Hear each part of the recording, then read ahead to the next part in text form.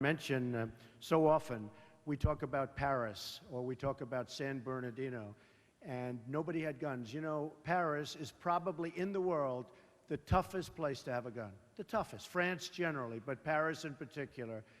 And when these thugs walked in, thugs, you know, the press used to call them masterminds, right? The mastermind. We're looking, I said, that's why people are joining. That's why they're coming in, because they're using the word mastermind. Not mastermind, thugs. In fact, I called him the guy with the dirty cap. Remember the white cap? And it was filthy dirty. This was the mastermind. And actually, the press has stopped using the term.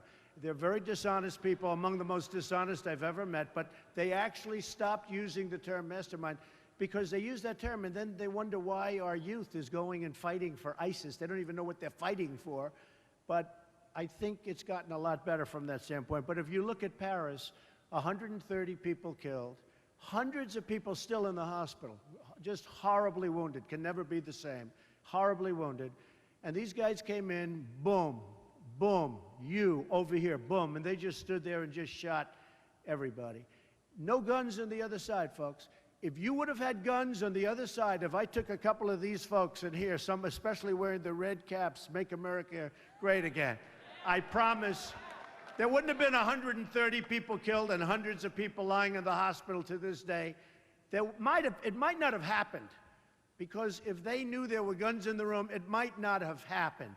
But if it did, you would have had bullets going in the opposite direction, and believe me, the carnage would not have been the same by any stretch of the imagination.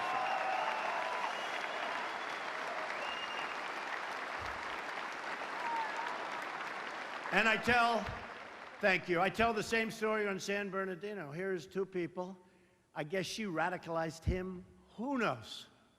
Who knows? It's a mess. We're in a mess, folks, a mess. Radical Islamic terrorism. We have a president, doesn't mention the words, doesn't want to talk about it, and if you don't want to talk about it, you're never going to solve a very big problem, and we're talking a worldwide problem. We're not talking here, we're not talking Kentucky, we're talking all over the world. This is a problem, and we have a president doesn't want to mention the name. You have San Bernardino, 14 people. They worked with these two. They worked with them.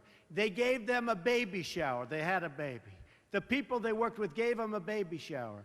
They walked in, no guns on the other side.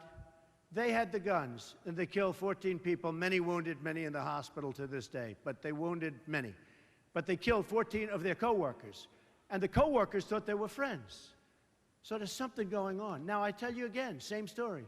If we had guns on the other side, it wouldn't have been that way. I would have, boom.